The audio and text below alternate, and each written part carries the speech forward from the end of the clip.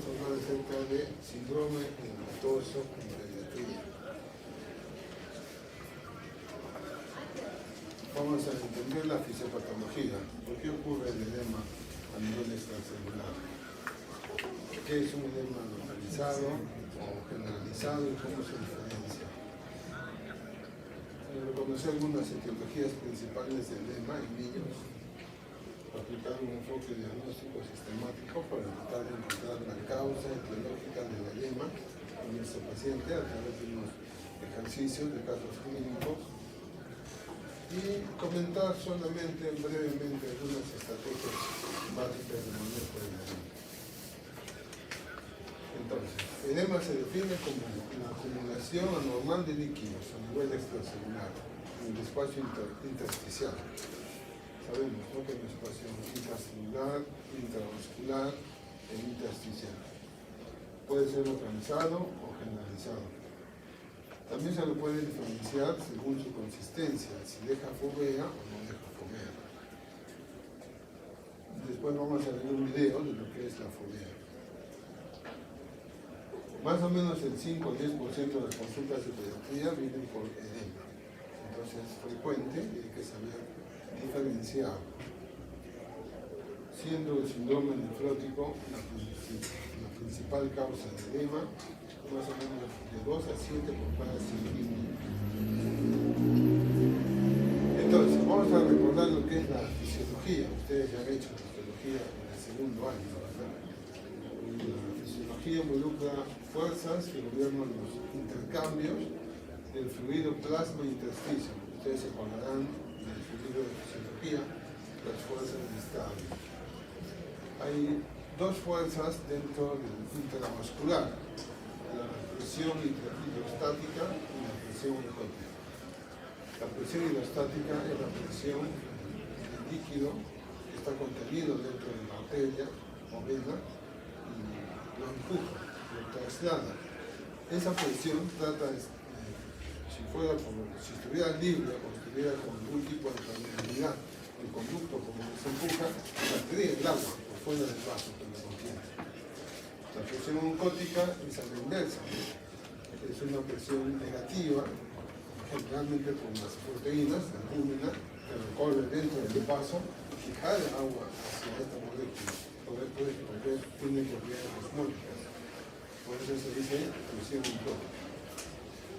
Y lo mismo ocurre en el intersticio, porque el intersticio no es seco, en el intersticio también hay fluido. Y ese fluido tiene una presión hidrostática y también tiene proteínas, también tiene una presión oncótica.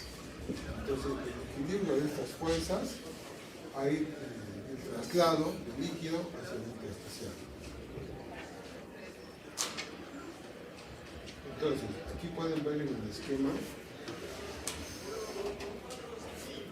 este es el extremo, estamos reduciendo microscópicamente los vasos, ¿no es cierto?, de grandes arterias normales, arteriolas, hasta el lecho capilar. Estamos en el lecho capilar, a nivel microscópico. En el lecho capilar hay dos extremos, ¿verdad?, el extremo arterial y el extremo venoso. Aquí, el extremo arterial y el extremo venoso, el lecho capilar, ocurren las fuerzas que le he dicho. La filtración neta es producto de la integración de fuerzas de la presión hidrostática dentro de la arteria, digamos 30 milímetros de mercurio, con la presión oncótica, que es 28 milímetros de mercurio. Entonces, siendo 30 milímetros de mercurio la potencia para salir el líquido del vaso, es mayor a 28, ¿no es cierto?, y hay una filtración hacia el intersticio. Lo mismo en el intersticio también hay una presión oncótica y una presión intersticial. En el extremo de la vena, la presión hidrostática es menor. La presión hidrostática siempre es más alta en las arterias. En la vena se reduce a 10 milímetros de mercurio, de tal manera que la presión oncótica permite el ingreso del líquido hacia la vena. Lo que no se absorbe, lo que sale del intersticio y no se absorbe por la vena y queda en el intersticio, se recoge por los linfáticos hacia el conducto torácico y finalmente a la vía circularia. De tal manera que todo líquido tiene una circulación ya definida. Aquí vamos a ver un video donde se va a esquematizar lo que acabamos de explicar, ¿no? Un recordar de cómo son las fuerzas de Stalin. Entonces vean que ahí está la arteriola y la fémura, ¿no? Se muestra el extremo arterial, el extremo venoso, cómo están circulando los eritrocitos junto con el líquido intersticial y se va a ver el intercambio capilar, ¿no es cierto? En el extremo arterial se está notando que está saliendo líquido desde el vaso hacia el intersticio. En el extremo venoso ingresa líquido desde el intersticio hacia la vena. Esto como resultado de la interacción de las fuerzas de Stalin, la presión glicótica a nivel arterial y la presión hidrostática a nivel arterial. La hidrostática a nivel arterial es mucho mayor que la presión hidrostática en la zona venosa. Por lo tanto, el líquido sale hacia el intersticio. Es una filtración neta. Este es un detalle más agrandado de cómo sale el líquido en el extremo de la arteriola. Hay una sensación neta porque la presión hidrostática o presión hidráulica es mayor que la presión glicótica, ¿no? 33 que tienden a sacar el líquido y 20 de presión glicótica que tienden a absorber el líquido. De tal manera que hay una diferencia neta por donde sale el líquido del intersticio. Y en el extremo de la vénula, más bien el líquido ingresa del intersticio hacia la vénula porque la presión neta hidrostática es menor en las venas, siempre que las arterias crecen, y la presión glicótica sigue siendo la misma porque la alúmina es la misma. De tal manera que hay una diferencia de -7 que hace ingresar el líquido hacia la vénula. Es así como se establece circulación del líquido, 90% regresa a la sangre y el 10% que se queda en el intersticio se drena a través de los vasos linfáticos. Y este es el sistema de recorrido del líquido que tenemos en el cuerpo a nivel capilar. Ahora, el edema, ¿qué cosa es? Es un desequilibrio de esta homeostasis. Normalmente nuestro organismo trabaja de manera exacta, perfecta. Entonces, como ustedes ven en EMA, están viendo que algo de este sistema, ya lo han entendido, está fallando.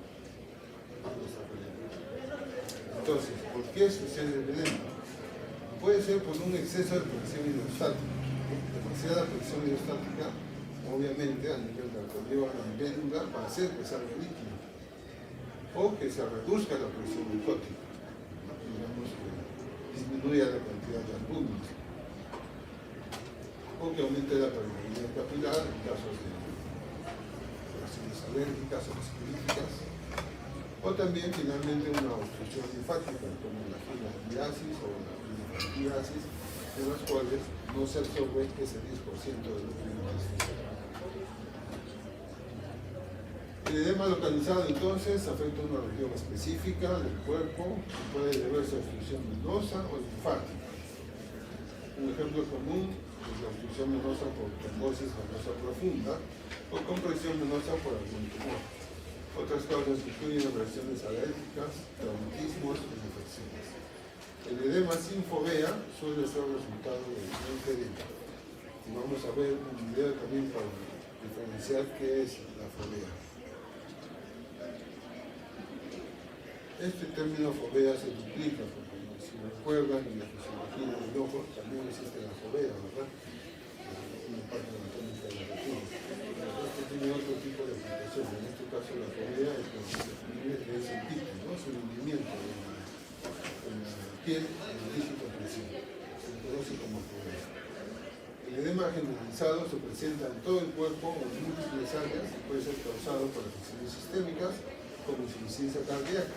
La insuficiencia cardíaca aumenta la presión hidráulica del sistema venoso, la presión hidrostática y por lo tanto escapa líquido. La enfermedad hepática. Ustedes saben que el hígado es el principal sintetizador y productor de albúmina. Si está fallando el hígado, no hay producción de albúmina, y si la albúmina está muy disminuida, se reduce la producción oncótica, por lo tanto, se ingresa más líquido hacia el intersticio. O la enfermedad renal, como el síndrome nefrótico, o la glomerulonefritis, o la insuficiencia renal, en la cual no es lo que falla la producción de la albúmina, porque el hígado está bien, sino lo que falla es la pérdida exagerada a través del riñón de la albúmina, ¿no? Porque el síndrome nefrótico se caracteriza por pérdida de proteínas, una proteína elevada, entonces se disminuye la albúmina y disminuye la presión oncótica. El edema generalizado, con un examen normal, ocurre con mayor frecuencia en pacientes con síndrome nefrótico, que ya dijimos es frecuente y se diagnostica por probabilidad significativa. Entonces hagamos una pequeña clasificación. Por ejemplo, ¿en qué situaciones clínicas está incrementada la presión hidráulica o hidrostática a nivel de los vasos sanguíneos? En una insuficiencia cardíaca congestiva, en una trombosis venosa profunda, y también puede haber la cirrosis, porque además no produce el hígado o albúmina, pero en la cirrosis hay retención de sal, retención de líquido. Mientras más líquido en los vasos, más presión hidráulica. Si el mecanismo fuese la disminución de la presión oncótica, podría ser por pérdidas, por ejemplo, como el síndrome nefrótico, que ya lo explicamos, o por mala nutrición. Si no hay sustento, no hay sustrato, aminoácidos que digiere el paciente, es donde va a formar las proteínas, en este caso la albúmina. La desnutrición severa puede causar disminución de albúmina, disminución de presión oncótica y por lo tanto edema. Otro mecanismo sería el aumento de la permeabilidad, ¿no? Como la sepsis, el angioedema y la esclerosis. Y también podría ser la oclusión linfática, cardiasis o esclerosis. Entonces, en esta imagen, una niña ingresada al hospital Norte Delgado, donde nosotros trabajamos, que ingresa con un edema. En este caso, si se fijan bien en la imagen, no es generalizado, ¿no? Es básicamente en el ojo derecho. Es el lado derecho, está edematoso, más inflamado, siendo en este caso una celulitis orbitaria debido a una sinusitis complicada. Por eso ven que el edema está localizado en el ojo derecho. Y aquí en este video quiero mostrarles lo que es la fovea. Entonces se hace dígito-presión fuertemente en la zona que uno sospecha que hay edema y va a dejar una fosa, fovea en latín, ¿no es cierto? Una fosa, una fosita, un hueco, una depresión, la cual se clasifica cualitativamente en +1, +2, +3 cruces, dependiendo de la severidad.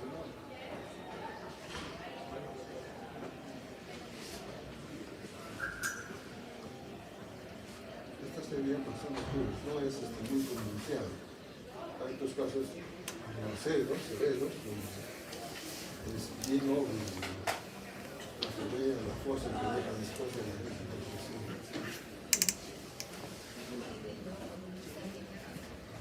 Entonces siempre tienen que buscar fovea, miembros inferiores. Si el paciente está postrado, echado en cama, hospitalizado varios días, tienen que buscarlo en las zonas de declive, porque por gravedad el agua se distribuye en las zonas de declive, o sea, en las áreas en sacos. En los sacos tienen que apretar y buscar la fovea.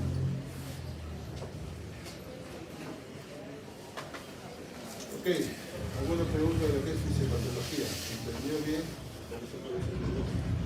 Entonces, en este caso, Angie, de 11 años, la refirió de Puno, recibió en su hospital en Puno, circulación y prednisona con una capacidad parcial. Tiene peso de 40 kilos, talla de 136 centímetros, siendo su superficie corporal calculada de 1.22. Ella presenta edema, como en su rostro, ¿no? La carita es carita abonagada, los párpados también están hinchados.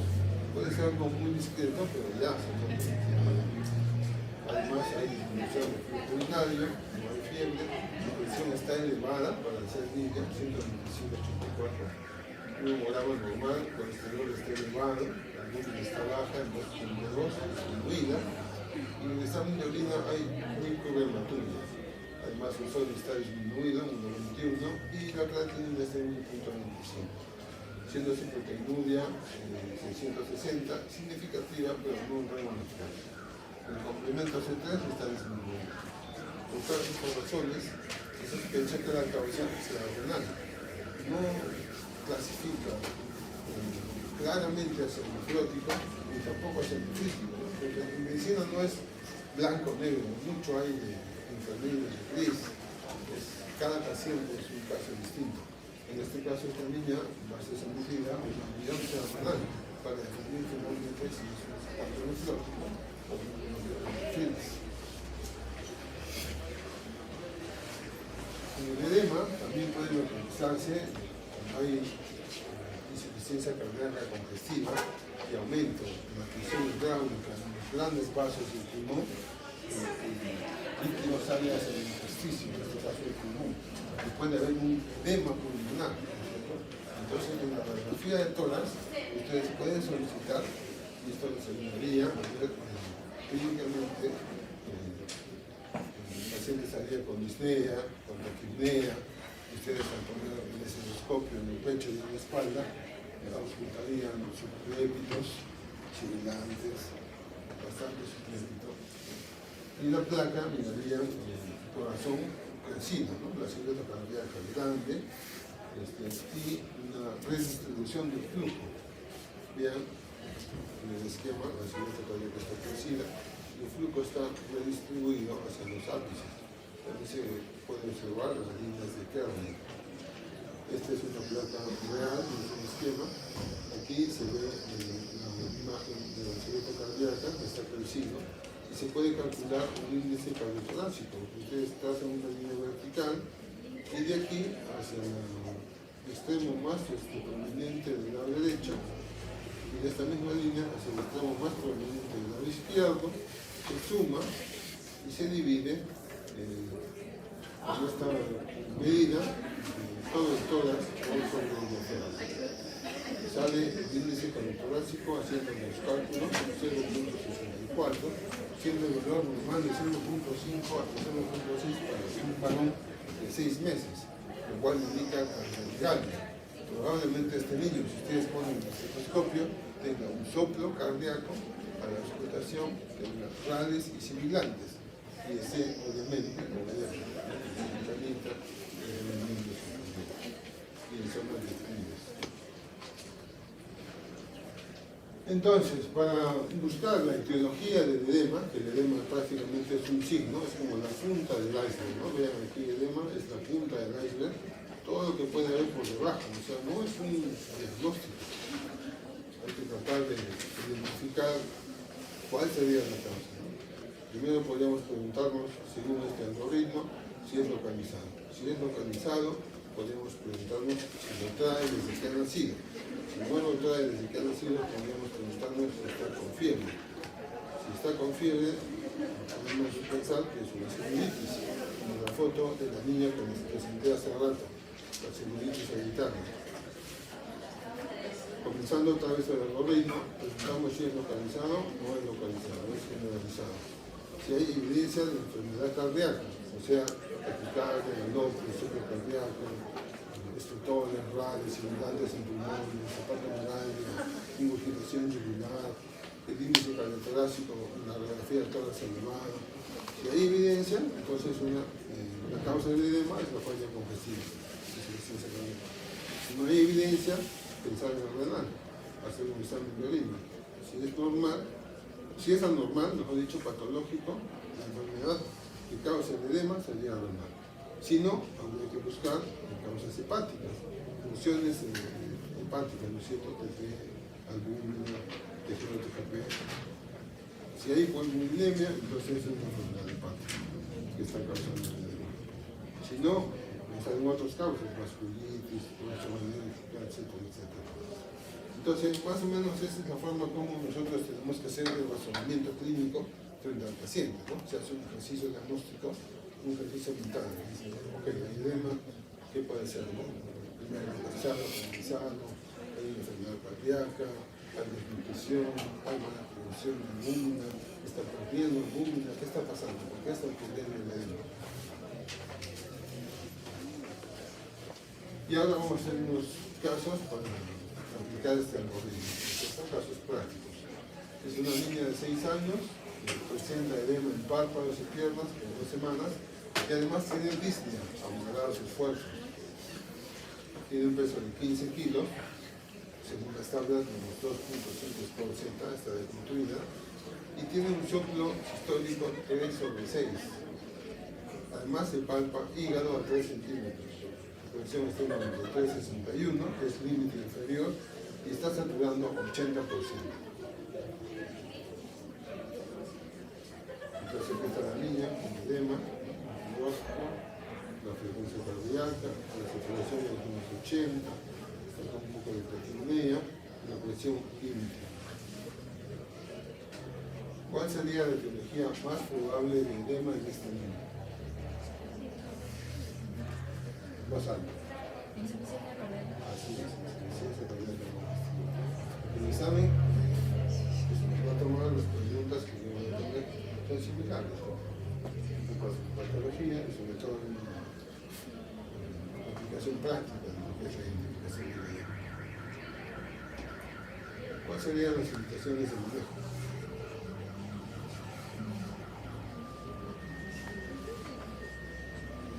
En este caso sería, ¿cuál no sería una indicación de manejo? Se admitió al hospital, que de hecho tiene que admitirse al hospital, que tiene que restringir los líquidos para disminuir la presión hidráulica, que está congestionada en los vasos, realiza con los antibióticos. Antibióticos no sería necesario, porque no hay evidencia de infección, y si el cardiólogo tiene que ayudarnos en este caso. Otro caso.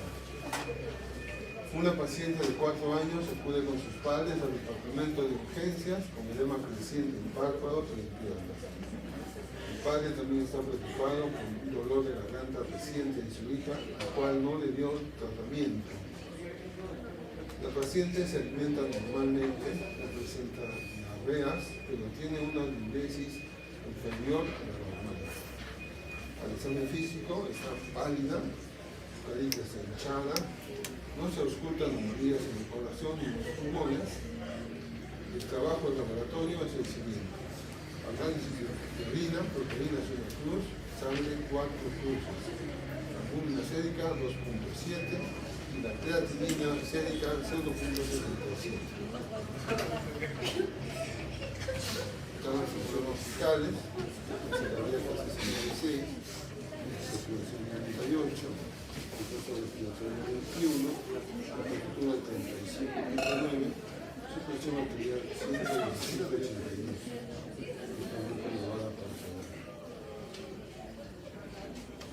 ¿Cuál sería la etiología más probable del edema en este momento?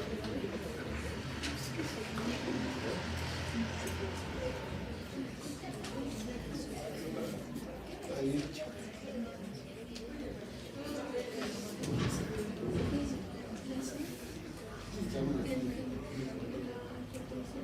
Por la hipertensión, por la altura, la liguria. ¿Por qué no sería una insuficiencia cardíaca relativa?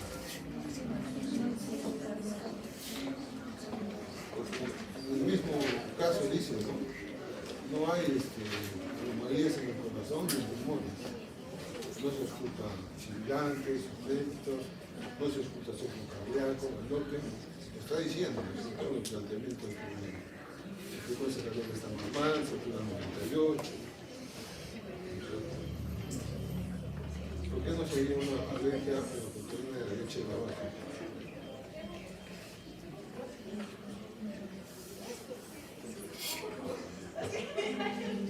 Sería con historia de pérdidas, crónicamente tiene pérdidas, diabetes, etcétera, y la albúmina estaría disminuida, ¿no? En este caso 2.7 todavía está aceptable. Y angioedema está localizado. Otro caso, una paciente de 3 años acude con sus padres al departamento de urgencias con edema creciente, párpados y piernas. El padre también está preocupado por el hecho de que el edema parietal no ha mejorado con los antihistamínicos presentados por una clínica para la alergia a la cual duró 3 años. El paciente se alimenta normalmente, tiene una presión normal, al examen físico parece estar bien, no muestra anomalías en el corazón, el pulmón, el hígado, las articulaciones o la piel. Los análisis del laboratorio son los siguientes: análisis de orina, proteína 4 cruces, sangre negativa, albúmina sérica 2.1, creatinina sérica 0.35.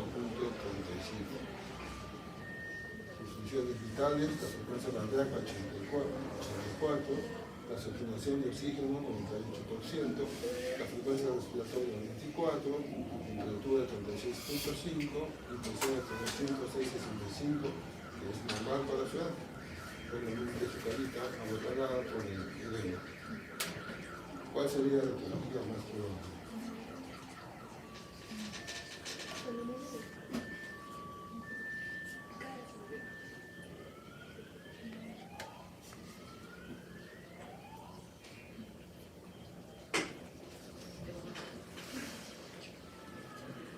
¿Nadie? Síndrome narcótico. ¿Por qué sería síndrome narcótico? Por el edema, las proteínas y porque todo lo demás no tiene sentido. Todo lo más está normal, ¿no es cierto? No hay cardíacos, no hay pulmonares, hepáticos, solo la proteína es significativa y el edema. Así es, y la albúmina está baja, ¿no es cierto? Entonces hemos dicho, cuando baja la albúmina, disminuye la presión oncótica, y cuando disminuye la presión oncótica, se produce la formación de edema. Un paciente de 2 años acude con sus padres al departamento de urgencias con edema creciente en párpados y está irritable. El padre también refiere que hace 3 días su niño presenta diarrea y fiebre, ayer 6 veces, con moco y con sangre. El paciente no quiere comer y su emesis ha disminuido considerablemente.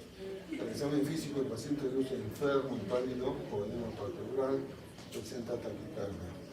Los análisis de laboratorio son los siguientes: análisis de orina, proteína 1 cruz, sangre 1 cruz, creatinina sérica 1.8, que está alto para la ciudad, y la urea 49. ¿Cuál sería la etiología más probable? Alergia a la proteína. Ya, ¿por qué piensan que sería alergia a la proteína? Las diarreas con sangre. Solo son 3 días de diarrea de nuestro. No hay una historia de que siempre está alimentando con leche, tomando el peso, que es algo frecuente. Además tiene fiebre. En la alergia a la proteína de leche de la vaca no hay fiebre. ¿Cómo? Insuficiencia renal. ¿Por qué has razonado eso? Es un shock. Es un shock. Así es. Muy bien. Es una infección intestinal severa, que ha causado un síndrome epidémico hemolítico. Y este síndrome epidémico hemolítico se manifiesta por insuficiencia renal. Se debe a la creatinina y la urea. Otra pregunta. Según las fuentes, ¿cómo se describe el edema generalizado severo? ¿Cuál sería la opción? No sabe. Así es. Pues ya están listos para el examen. El manejo, como dijimos, debemos mencionar, si se trata de un síndrome nefrótico, básicamente son corticosteroides, hídricos, albúmina intravenosa en algunos casos. Si se trata de una insuficiencia cardíaca congestiva, diuréticos de asa, restricción hídrica y tratamiento de la plaza subyacente. Si es un angioedema, adrenalina, antifilaxia, si sospechas de anafilaxia, y antihistamínicos y corticosteroides. Entonces, el edema es un signo, es la punta del iceberg, no es un diagnóstico. El enfoque sistemático, los algoritmos, entendiendo la fisiopatología, nos ayuda a evitar errores. En enfermedad renal, la proteinuria es un hallazgo importante y el tratamiento debe dirigirse según la causa subyacente. El edema es la punta del iceberg. Hay que que buscar siempre lo que hay abajo. Si ves alguna pregunta.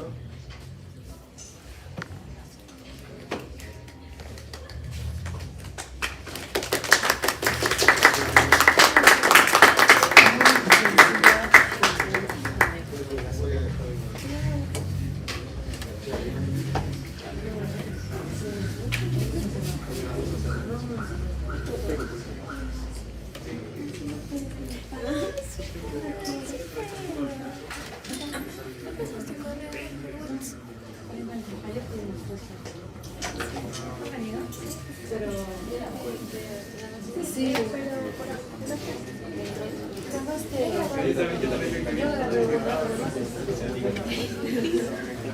y en las preguntas.